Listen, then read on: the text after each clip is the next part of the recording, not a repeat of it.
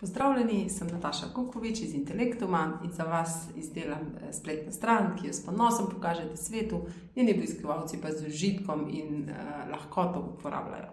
In danes je že nova serija, moja video serije, vaša spletna stran od A do Ž. In danes bom malo spregovorila o tem, zakaj sem se jaz kot izdelovalec odločila za uporabo WordPressa, zakaj je WordPress CMS, ki je najbolj primeren za večino spletnih strani, in pa tudi mogoče par primerčkov, kdaj pa WordPress ni najboljši sistem za izbiro. Da boste malo bolj vedeli, zakaj v bistvu vsi izdelujemo spletne strani skoraj že na WordPressu in da boste videli, če ste mogoče katera od izjem, za katere pa WordPress ni najboljša izbira. WordPress seveda ni edini CMS, torej Content Management System, torej sistem za upravljanje vsebin, ki je na voljo. Seveda so tudi drugi sistemi na voljo, drugi v bistvu, ko imajo že gostovanje zraven in ne vem kaj še vse, ampak vseeno se večino pač odloča za WordPress zaradi številnih prednosti, ki jih pač omogoča. Jaz sem ga v bistvu začela uporabljati, ker je to enostavno bilo takrat zelo dostopno orodje, ko sem jaz prvič se srečala z izdelavo spletnih strani še takrat ljubiteljsko, leta nazaj. To takrat ni bilo tako zelo enostavno, kot je zdaj, ampak je pa še vedno bilo to open source sistem je bil, tako je zdaj. To pomeni, da je brezplačen, da si ga vsaka lahko uporabi, brez da za to karkoli plačuje, kar je tista bistvena prednost pred nekimi platformami, kot so Wix recimo, ali pa za spletne trgovine Shopify in tako naprej, kjer je v bistvu že osnova nekako plačljiva, oziroma kar ni plačljivo, je res tista tako gola osnova, da v bistvu v večini primerov ne zadostuje.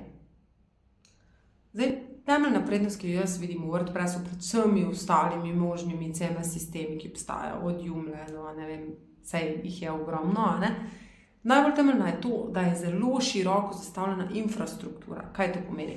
V bistvu, zaradi te dostopnosti, zaradi tega open source sistema, pa zaradi enostavnosti uporabe, se je enostavno res ogromno developerjev že v zgodnjih fazah nastanka WordPressa lotilo izdelovati neke vtičnike, kot temu rečemo, in pa teme in ne vem kaj vse orodja pa za obogatitev samega WordPressa z raznoraznimi funkcionalnostmi, ki nam omogočajo pač narediti na WordPressu vse, kar si mi želimo.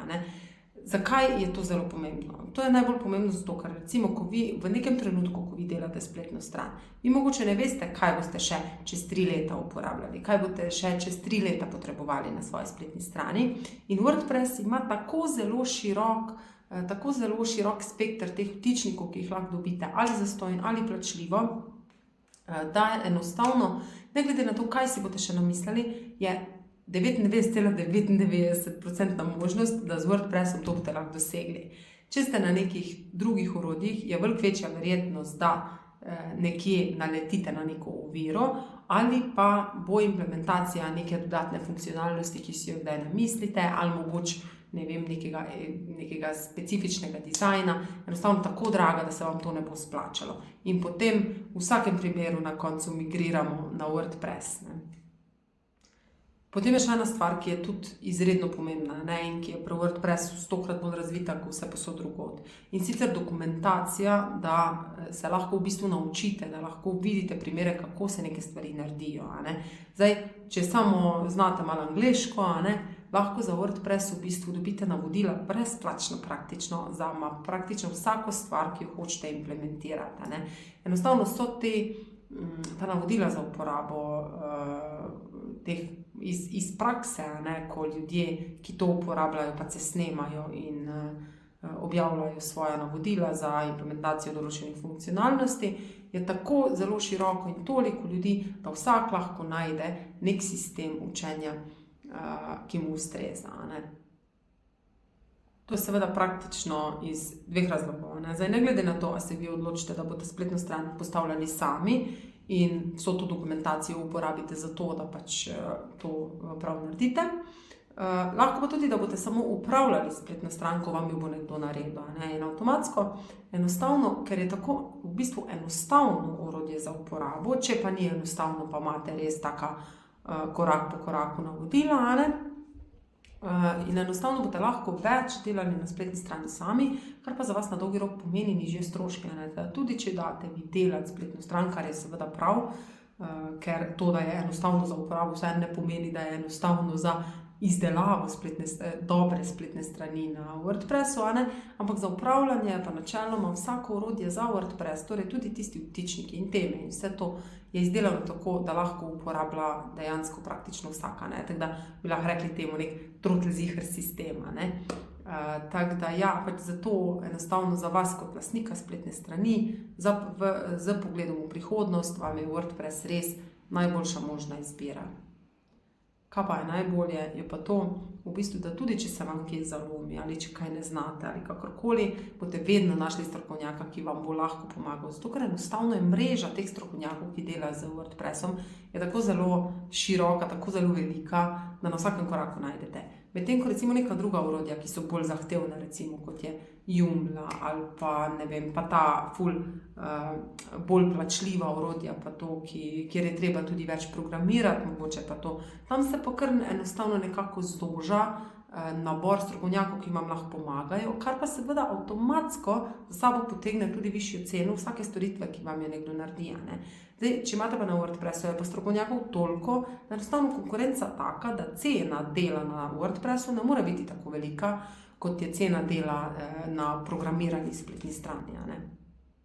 Meni osebno je WordPress res ful dober, najbolj zato, ker enostavno lahko na to osnovo WordPressa obešamo vse, kar hočemo, kombinacije različnih orodij, skombiniramo razne funkcionalnosti, od bloga, trgovine, predstavitve, do ne vem kakih, kolo sreče ali karkoli. Dejansko na WordPressu lahko skombiniramo različna orodja na tak način, da resnično dela potem spletna stran tisto, kar mi hočemo. Torej, da dejansko izpolnjuje naše cilje. Ni tistega, zdaj pa to pa na WordPressu ne moreš narediti. Je pa res, da so pa primeri, ko pa uporaba WordPressa ni najbolj smiselna. Zdaj, načeloma neko podjetje ima dejansko kombinacijo različnih orodij, ki jih potrebuje.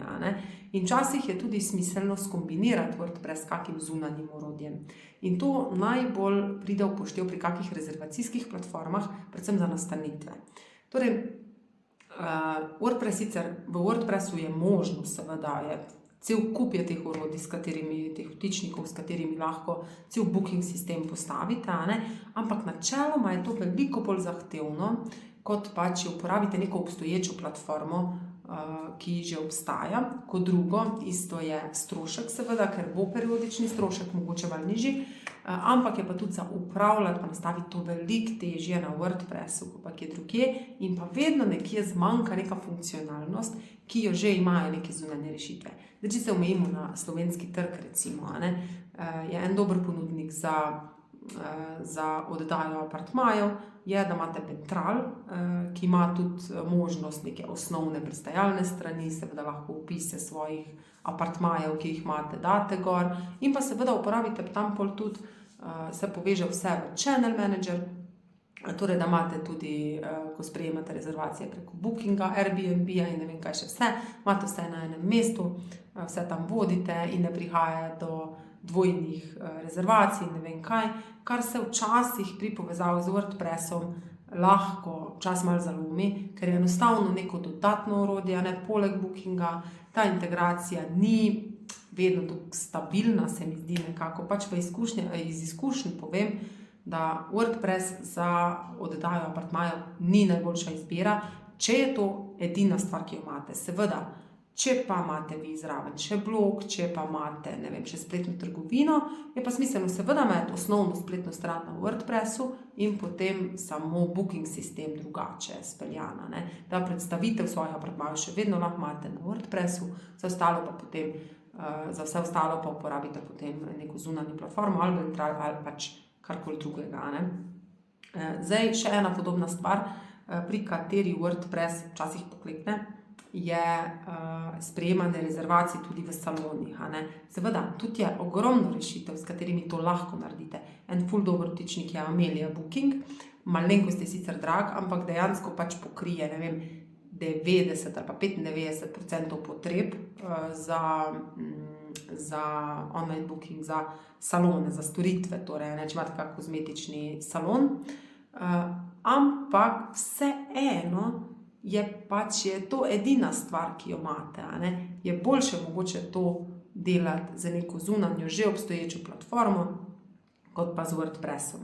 Seveda, če imate pa v kombinaciji z blogom, z trgovino, z ostalimi stvarmi, je pa tudi na WordPressu bo to čisto fajn delovalo. Jaz sem pravim, da za sprejemanje rezervacij v nekem salonu ali pa kaj, če je to vse, kar potrebujete, verjetno ni WordPress tisto go-to orodje, do katerega bi šli. Konec koncev, če bi sam to imeli, je v bistvu v WordPressu to preveč zakomplicirano nastaviti.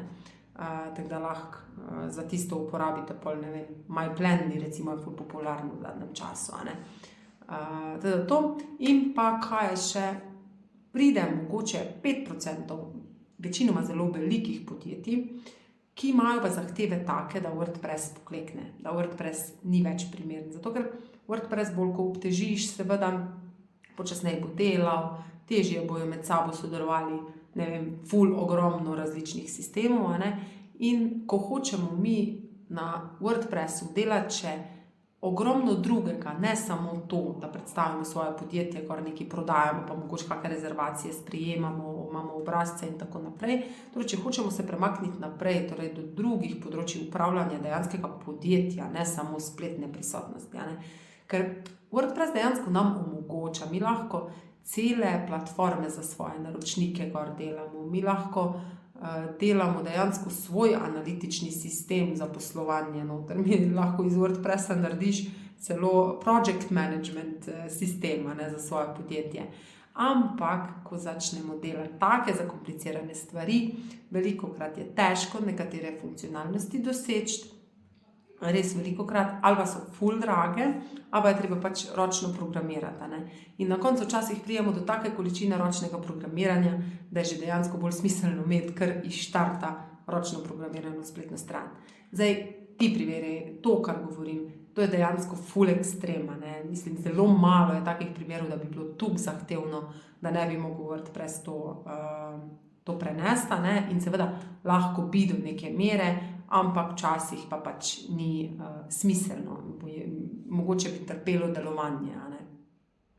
Če torej nekako povzamem, za koga dejansko je WordPress res najboljša izbira, lahko rečem, da ima 95% podjetij, mikro, majhnih, srednjih in velikih seveda, ki imajo neko omejeno število nekih funkcionalnosti, torej da ni 20 funkcionalnosti, ki bi jih ta spletna stran delala. Vsako podjetje načeloma lahko izkoristi WordPress za svojo predstavitev, za svojo spletno prisotnost. Definitivno, ko se pa umikamo izven spletne prisotnosti, je pa mogoče bolj smiselno uporabiti druga orodja. Torej, če potrebujete spletno stran in ste zdaj ocenili, da WordPress je prava izbira za vas, se obrnite na mene, ne glede na to, ali boste sami delali ali boste najeli strokovnjaka. Tudi če delate sami, je fajn imeti nekoga v zaledju, da vam pomaga, ker vseeno WordPress je tehnično orodje in se je treba malo znajti. Da povežite se z mano, bomo skupaj ustvarili nekaj fenomenalnega. Jaz upam, da se mi pridružite tudi naslednji teden, ko spregovorim o urejevalnikih teme, torej ne o temah samih, ki jih lahko za WordPress kupujete vse povsod, ampak o tem, zakaj jaz delam z urejevalnikom teme in ne z temami samimi. Da boste malo dobili širine, kakšne možnosti sploh imate pri izdelavi spletnih strani z WordPressom, ker v bistvu ta sistem, ki se je vzpostavil in skozi velja, v bistvu nekako zamira in se kažejo velike slabosti tega dela s temi predpripravljenimi temami in o tem bom podrobneje spregovorila naslednjo sredo spet ob 10. Upam, da se vidimo, pa čau, čau!